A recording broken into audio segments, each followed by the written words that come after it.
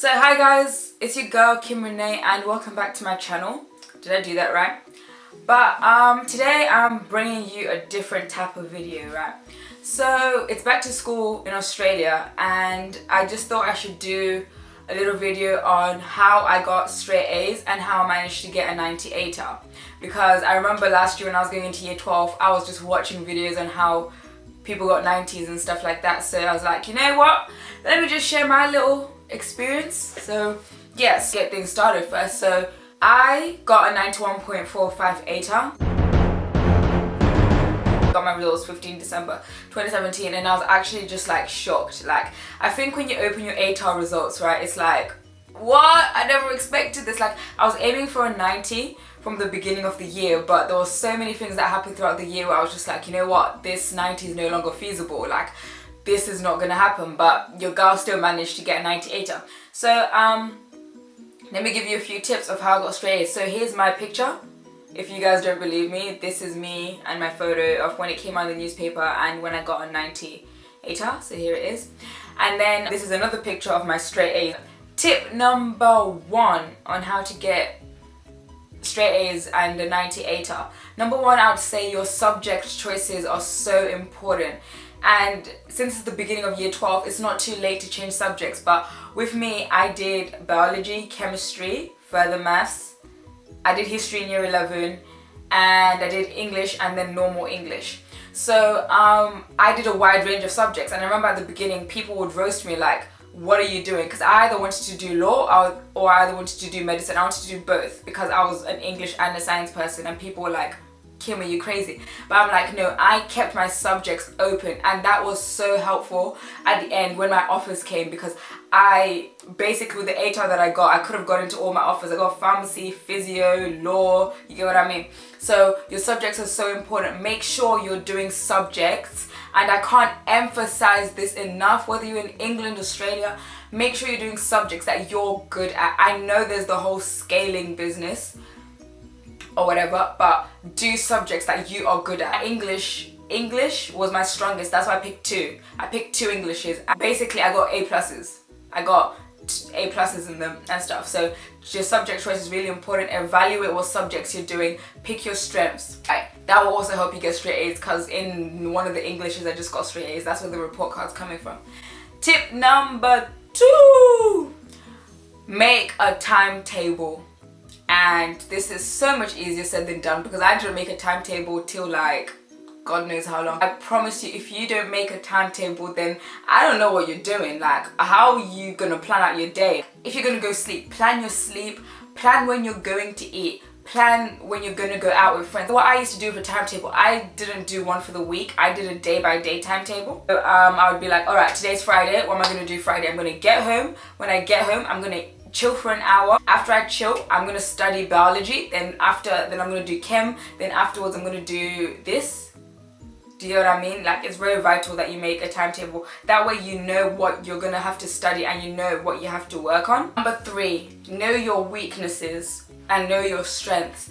And make sure you're realistic about it. Don't lie to yourself. Like, my weakness was maths, right?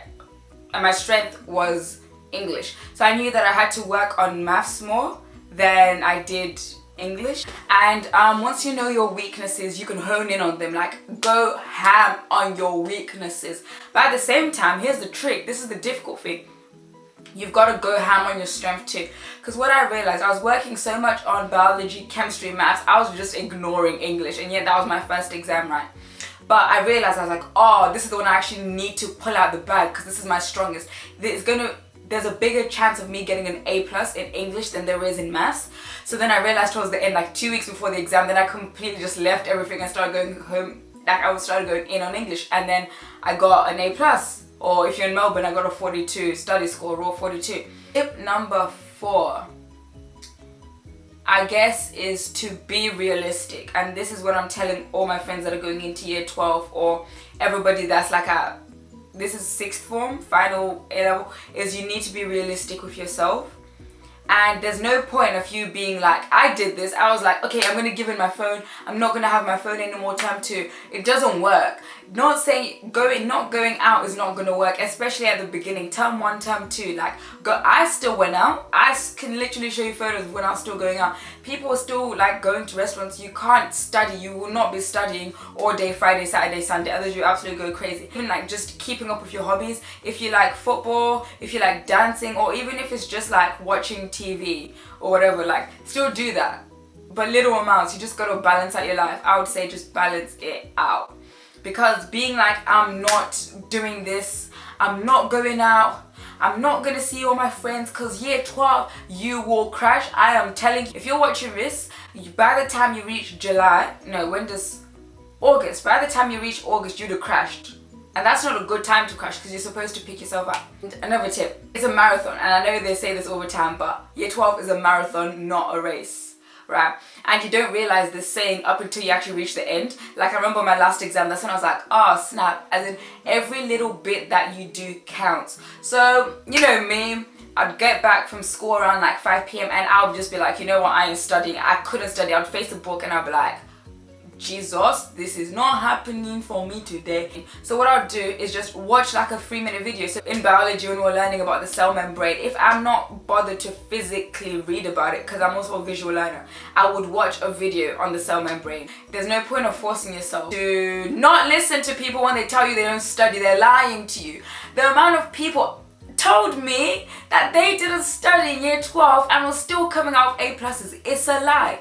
You don't know what people do behind closed doors. They will lie to you. So what you need to do, you just need to focus on yourself. You need to do your own study. If you want to keep quiet, keep quiet. Don't listen to your friend next door that's telling you they didn't study for the test that's coming up tomorrow, because they'll lie to you. You fail, they'll get an A+. And also, you need to know that there are going to be sleepless nights. I remember when I was going in for one of my last English SACs tests thing, I slept at 3 a.m. and I had to wake up at 6. You will have sleepless nights, but it's just about balancing and knowing what you're doing. Another tip is think of results day. I am telling you, this was my number one motivator, right?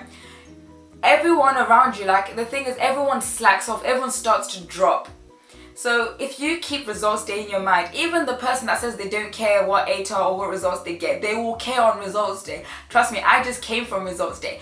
People care. Like, results day is the day everyone will ask you what you got. So I pictured myself opening and being happy. All I just wanted to do when I opened my results was just be happy, because you don't want to regret and be like, if I had worked harder. And I know it's hard because year 12 is long, like it is so long, but you don't want to do if I had worked harder.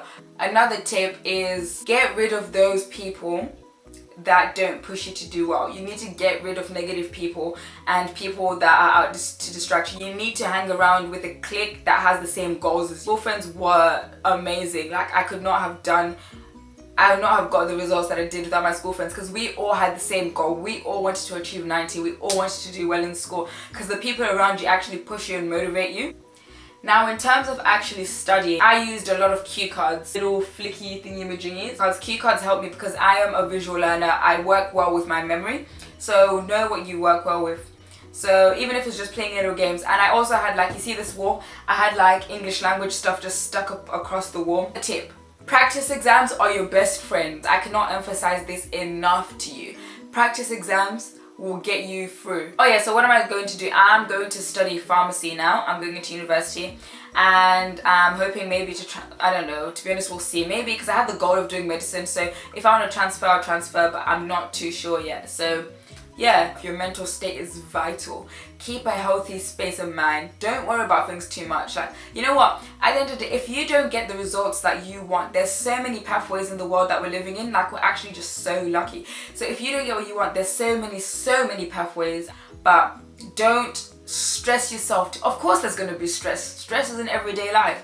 But don't stress yourself. Don't push yourself to the point where you feel like you're just gonna die, you know what I mean? Till you feel like you just break down and you can't do anything, because I've seen that happen to people. Do the best that you can. And you know what? The most rewarding feeling is that after exams, if you know you've put in 100% effort in a test, in an exam, then what can you do about it? Just leave it in God's hands, or if you don't believe in God, then the universe, innit?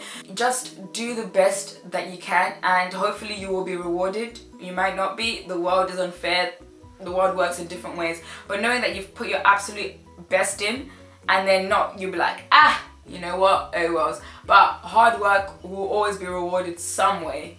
If you guys have any questions about it, message me on my social medias, like for real, I'll be so happy to help. This is the final tip, but it's up to you. It is what you put in. If you want a 98er, look at me, I've been there, I've done that. If you want a 98er, right, it is what you do.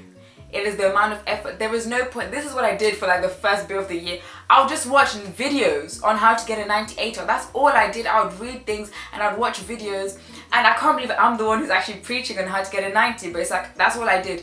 But watching videos, if you're watching my video, I hope you're watching this right at the beginning of the year, because if you're watching it 2 days before exams, it's not going to help you. But it's what you do, it's how much you put in that's going to get you the result. You put in a lot, then you're going to get a lot out. Year 12, and in England, what's this, like year 13, year 12 in Australia, year 13 in England, senior year in America. There is no such thing as just not doing anything and you're expecting to get results. I've seen results day, people that didn't do anything the whole year, and then results day came, they did bad, and they're crying. Why are you crying? Lastly, you've got this. Thank you guys for watching. If you have any questions about it, message me or whatever, and let me know what videos you want me to do next.